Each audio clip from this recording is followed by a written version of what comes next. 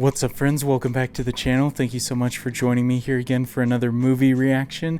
Really excited for today's movie, which is Silence of the Lambs. This is one that's been on my radar for long before I started the channel, one that I've really wanted to check out, mainly because I know that it has such an iconic character in it in Hannibal Lecter. And I know he's been in, the character at least has been in lots of iterations since then, but I think this is the first, I'm assuming, the first time that we see him in a sort of media, whether it's movie or TV show, and so I'm really excited. I've heard great things about Anthony Hopkins' performance as him, and besides that, and the first time I think that he meets Clarice, I think is her name. That's really the only scene or anything that I've seen from this movie. And so beyond that, I'm unsure what the plot is or anything like that, but really excited to check it out. I'm sure there will be some uneasy scenes or scenes that kind of gross me out just based off the subject matter, because I know he's a pretty bad dude. But if you'd like to watch along with me for the entire movie, definitely check out my Patreon link in the description. That's where you can find that, as well as full-length reactions and commentaries to the other stuff on my channel as well. But I appreciate all of you who support me on here, and if by the end of the video you enjoyed it, definitely consider leaving a thumbs up. That helps the video reach more people and helps the channel continue to grow. So I'm grateful for all you guys and look forward to interacting with you all in the comments of this one. But without further ado, let's get into The Silence of the Lambs. That's right, Jodie Foster is the lead in this. I think I've really only seen her in newer roles, movies where she's a lot older.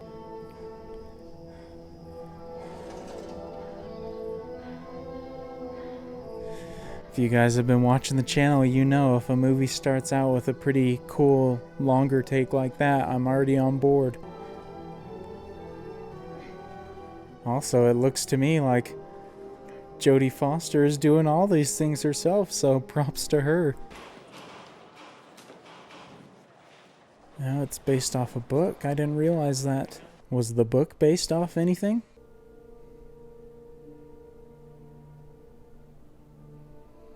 Skins? I saw the title Bill Skins 5th. That's kind of gross. And you're to tell him nothing personal, Starling. Believe me, you don't want Hannibal Lecter inside your head. Just do your job, but never forget what he is. And what is that? Oh, he's a monster. Love that transition. That was some great dialogue because it didn't feel like expository or anything like that. It just felt like a very cool, creepy way to introduce the character before we actually see him. So now, before I even have seen him yet, I'm already a little bit scared of him. His mouthpiece and restraints were removed for an EKG. When the nurse leaned over him, he did this to her. The doctors managed to reset her jaw, more or less. Save one of her eyes. I love that directorial decision to not show the picture, just describe it, because our imaginations can do way worse than anything they can show us. It's so creepy that he just stands like that. Good morning. And he speaks so naturally, very normal. You're not real FBI, are you? Jack Crawford sent a trainee to me. Yes, I'm a student. Sit, please. Dang, it's just been a couple seconds and his acting is insanely good. He gives off such a creepy vibe. You use Evian skin cream. And sometimes you wear our lead on.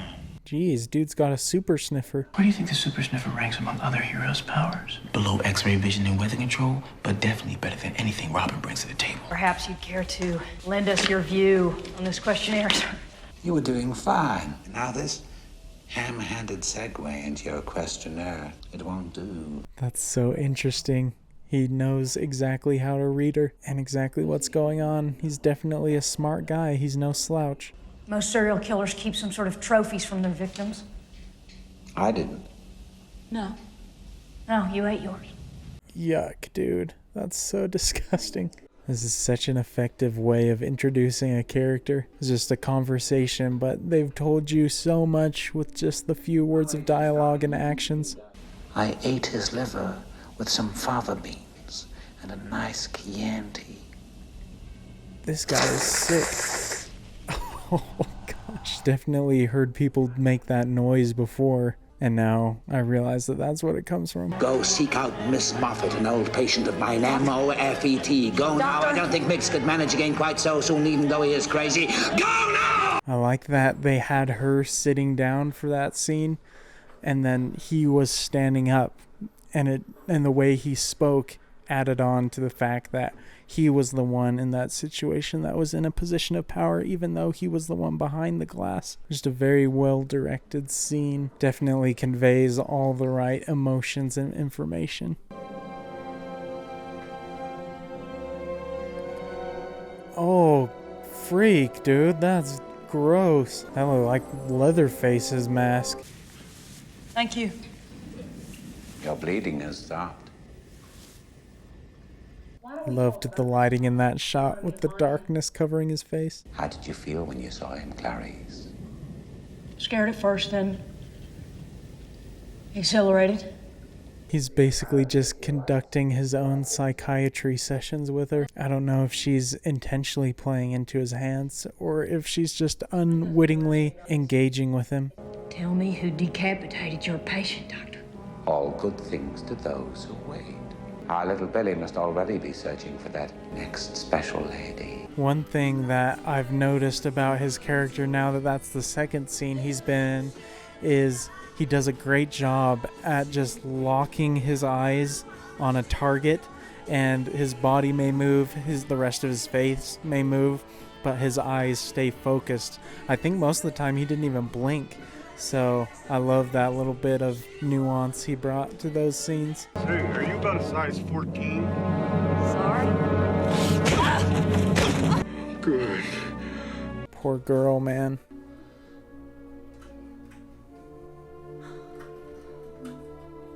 If she's the size he wanted, why is he cutting up the material? Oh gosh, he's doing the sizes for the skin, isn't he? I know it mentioned the skin before. I don't know why it didn't register with me until then, but geez, that's some gross stuff. Then he shoots them, skins them, and dumps them. Each body in a different river. This new one today washed up here, Elk River, West Virginia. It's interesting that this movie is kind of focusing on catching this other killer, because I thought the main focus was going to be Hannibal. And I mean, I feel like it's still kind of early in the movie, so things could change, but definitely different than what I was expecting. You haven't mentioned anything about the information contained in my report or Dr. Lecter's offer, sir. That's why you sent me in there, isn't it? To get his help on Buffalo Bill, sir? If I'd sent you in there with an actual agenda, Lecter would have known it instantly. He would have toyed with you, then turned to stone. Interesting. Just playing mind games with him. Dude is too smart to run anything like that past him. I can't even imagine trying to deal with a serial killer of that level of intellect. That's probably better than you at what you're trying to do to him. I wonder how he got caught then, if he's so smart. Star-shaped contact entrance wound over the sternum. Muzzle stamp at the top. Wrongful death. Wrongful death. It looks like she's tried to claw her way through something. Some really dark stuff, man. Jeez. She's got something in her throat. I'm afraid to watch this. Some kind of seed pod? No, sir. That's a bug cocoon. What in the world? You gotta be so sick to do something like that to another person. I loved, for the most part, how it avoided showing us the body in detail and just was showing us reactions and just kind of the description. It's definitely a unique way to do a scene like that, and kind of lets the imagination take over a little bit more. I'm speaking now to the person who's holding my daughter. Catherine is very gentle and kind. Talk to her and you'll see. I know you can feel love and compassion. My daughter is Catherine. Boy, that's smart. Release Maybe her it's unharmed. just me. Wearing She keeps a country. repeating the name. And I promise She you, sees you'll Catherine have as a my person and son. not just an object. It's harder to tear her up. Please. Oh, interesting. I was just about to say maybe it's just me, but I feel like that's a silly attempt to reach his empathetic side. But I guess it is a smart way to do it. I'm clearly not the psychologist or the psychiatrist in this situation, so shows how much I know. The senator promises you a transfer to the VA hospital at Oneida Park, New York, with a view of the woods nearby. 1 week of the year, you get to leave the hospital. It also just dawned on me that when she said if the guy sees her as a person, it'll make it harder for him to cut her up. Is that what Hannibal Lecter's trying to do to Clarice? You're so close to the way you're going to catch him. Do you realize that? No, tell me why. After your father's murder, you were orphaned. What happened next? It's very interesting that he looks away from her when he asks her personal information. I wonder why he does that. Does it aid in him being able to, like, envision what she's telling him? Mister, my family will pay cash. Whatever ransom you're asking for, they'll pay it. It rubs the lotion on its skin or else it gets the hose again. Oh, he calls it... I just said it. He calls her it. That's so vile and so inhumane.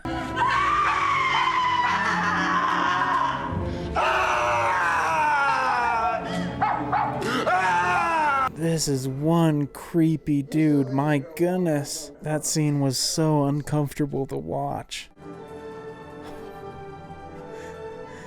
That's just a supervillain mask, pretty much. He looks terrifying. Knowing that someone has to have their mouth restrained because they'll do horrible things to someone else by biting or whatever is just such a scary thought.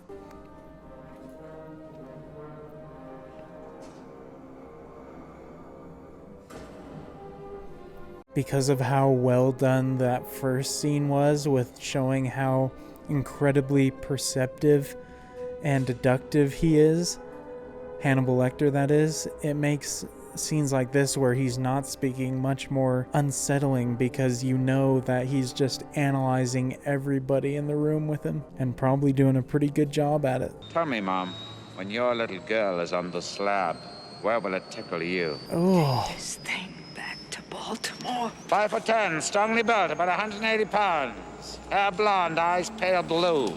That's all I can remember, Mom. But if I think of any more, I will let you know. It's crazy that he's the one restrained in that scene, but yet he is the one with all the power and just the complete control over the situation. Even though he's crazy, he is very good at using his words to manipulate people and manipulate conversation.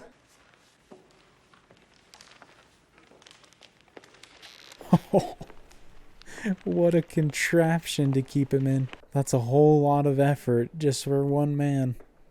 Shows just how dangerous he is. Did Jack Crawford send you for one last wheedle before you're both booted off the case? No, I came because I wanted to.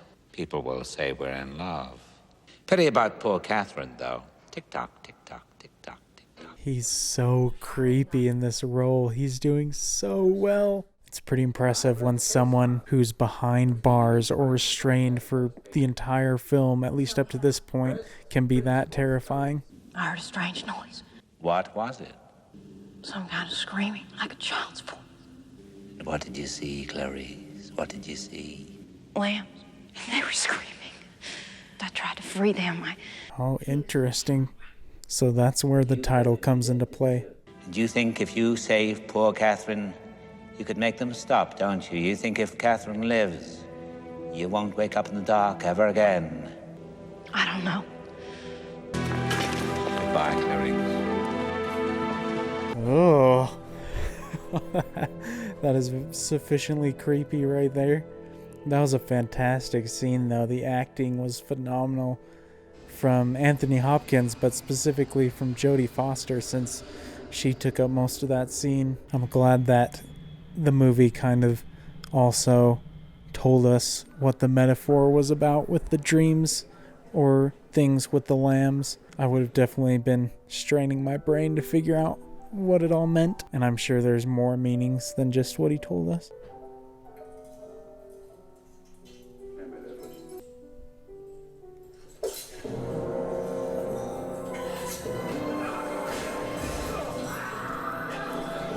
That's why you put a thing over his mouth. Holy crap. Dude straight went to eat his face off. Even when he's beating somebody, he doesn't take his eyes off of his target. He's so focused in on what he's doing. That scene was crazy, man. So tense. He's been scary enough being restrained. I can't imagine what he's like being out of those restraints.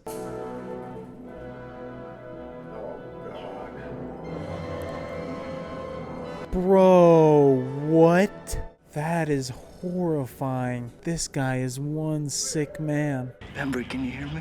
He took Boyle's gun. Pembry got off one round. He There's a really chance messed Lecter that was guy dead. up. Keep breathing in and out. That's it. You're doing a good job. Oh, yeah. That's freaking Hannibal. What are you doing? Was that not Hannibal Lecter right there on the ground? That looked like his face.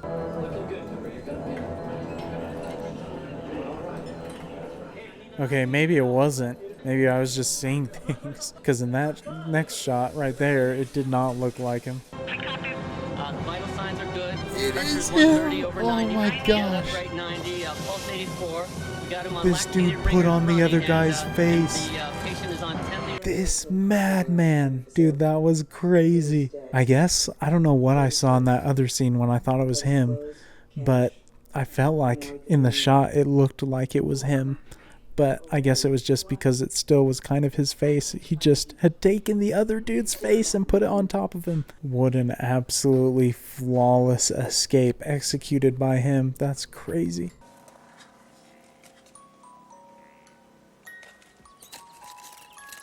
I've learned from The Conjuring to be wary of music players with mirrors on them. He's making himself a woman's suit, Mr. Crawford, out of real women. And he can sew, this guy. He's very skilled. Oh, gross. Oh, I'm worried if it's actually going to show us his sick creation, because that description alone makes you feel very uneasy. Stacy, did Frederica ever mention a man named Jamie Gum? Or a Jame Gum? The cinematography in this is very interesting because it always places the speaker in a conversation like dead center, like almost looking at you, the audience. I don't know if this is again me maybe reaching a little bit, trying to interpret something, but maybe it's placing us in kind of like the mental space of Hannibal, because I mentioned earlier how he always locks eyes with his target. Maybe it's trying to replicate that in the cinematography.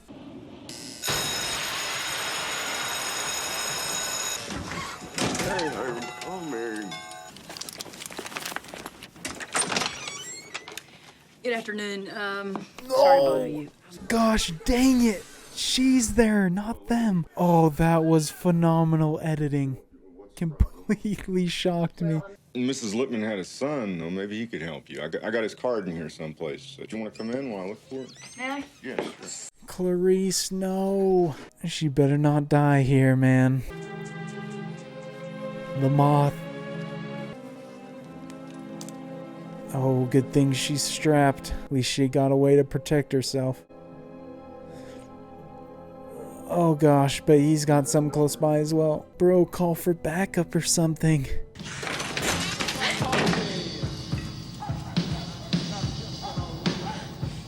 Oh gosh, there's the skin suit. That's so nasty, man.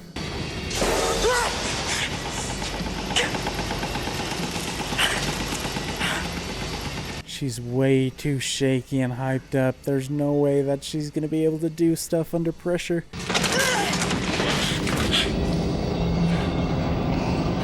Oh, that's gross, bro. I don't even want to know what he was doing in that tub. Thankfully, it did not hang on that shot for longer than like 2 seconds.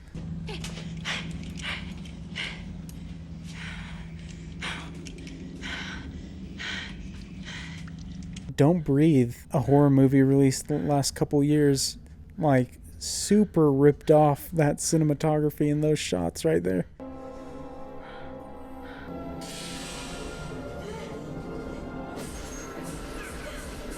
Bro, her reflexes are next level. Holy crap. Put like 6 shots into him in a matter of like a second. That was one intense scene, man. As soon as those lights went off, especially, and the night vision came into play, I appreciated also that whole sequence. They didn't like go for jump scares or super loud out of nowhere music or anything like that. The direction and the writing and the set pieces, it was confident enough in those to be tense enough without adding those extra things.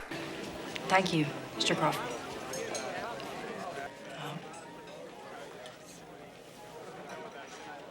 Your father would have been proud today.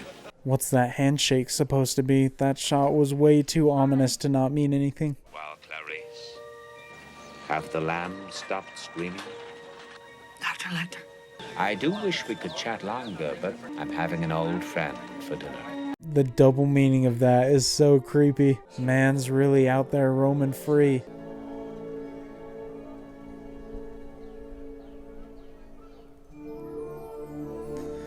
Dang, really just ending like that with him just walking out there as a free man, about to get his next kill. That's very interesting storytelling. So is there like a sequel to this, or was this just a standalone? Because if it's a standalone, never had a sequel, that's definitely a very rare and unconventional type ending. I guess he's not really the main bad guy of it. The Buffalo Bill guy, he's kind of the main bad guy because he's the one doing the most killings, or the ones they're focusing on at least. So they do catch him. Absolutely loved Anthony Hopkins acting in this though. He was phenomenal. Every scene he was in, just so captivated. Just from his voice to his mannerisms, pulled off a very creepy vibe. In my opinion, best part of the movie easily, but for kind of the main selling point, I guess, to be featured at least way less than I expected. Definitely interesting. Him being featured less does make each scene he's in much more captivating. And I know there's a lot more iterations of the Hannibal Lecter character. Especially, I know there's a TV show, I think, with Mads Mikkelsen. So now that I've finally seen this, it makes me really interested in checking those things out. So for me personally, as someone who loves kind of serial killer stories or detective type stories, big fan of that kind of genre of movie, especially when it's done in a more horror or thriller type genre. This was definitely right up my alley, and so really loved finally watching this for the first time. Definitely a movie that you watch specifically for the performances of the main two characters, but specifically Anthony Hopkins. He was incredible in this. I loved every scene that he was in, which wasn't as many scenes as maybe I was hoping for or expected, but each scene that he was in was just a home run. And I don't know, I think some of you mentioned that this had won some Academy Awards and stuff. I don't know if he was nominated or won for Best Actor. I don't know what else came out the year that this was made. Even off the top of my head, I don't remember what year it was made, but he definitely gave an amazing performance. Super creepy, completely sold the kind of chaotic character that's Hannibal Lecter, but also felt extremely controlling and in charge. Every scene, especially after the second scene, because the first scene just kind of get introduced to him a little bit, but as the movie goes on, you realize how in control he is of every single situation and just how smart he is. And after seeing his performance in this, I definitely understand a little bit better, a lot more pop culture references and stuff, because I know I've seen a lot of references to Hannibal Lecter, and now after seeing this, I have a little bit of context to go behind those references, and so they mean a lot more for me. The one completely separate from this genre that comes to mind is the scene in the office where Dwight puts on the mask of the dummy or whatever and does the little, or what, I can't do the noise, but when he does that thing mimicking Hannibal Lecter in this movie, obviously now I kind of get a greater grasp of what he was doing in that scene.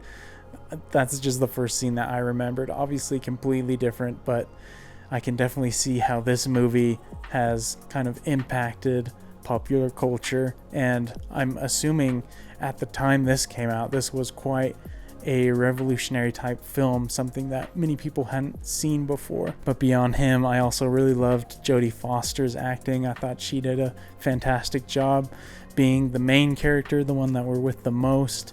I thought she portrayed emotion very well, and especially in the last scene, she was very convincing with her fear and her worry. So I really liked her character in this and kind of learning things along with her. As far as the story, the main story, I feel like obviously since this movie there's been so many of these type of movies done, and so for me, someone who's watched a lot of this type of stuff before, coming into this one, the main story wasn't anything like revolutionary or groundbreaking, because I have seen stuff like this before. It was still really effective and still had a lot of shocking, tense moments, but I think the most interesting things for me watching this was the relationship between Hannibal and Clarice, and I really loved those scenes. Especially those were things that I hadn't really seen something like that before, especially with that quality of acting, and so I found those things to be the most interesting. Obviously, I know there's probably a lot more that I can take from the story in this that maybe wasn't just surface level, and so definitely gonna have to look up and watch some analysis or explain videos about it. And since I know that this isn't the only Hannibal Lecter based media, definitely if you guys know of great stories surrounding this character, if there's a sequel to this that I don't know about, definitely let me know about all of those. I'd be interested to add all of those to my watch list, either if they're movies or shows, because definitely found that character interesting in this. Obviously, I'm sure it's very difficult to replicate the performance of Anthony Hopkins in this or the quality of the filmmaking, but I'm sure there's still some good stuff out there, so definitely let me know about that. But I hope you enjoyed watching along with me for this reaction, and if you did enjoy it, definitely consider leaving a thumbs up. Helps the video reach more people and helps the channel grow. But if you would like to watch along with me for the full movie as well, definitely check out my Patreon link in the description. That's where you can find that. And until the next video, I look forward to seeing you all later. Peace.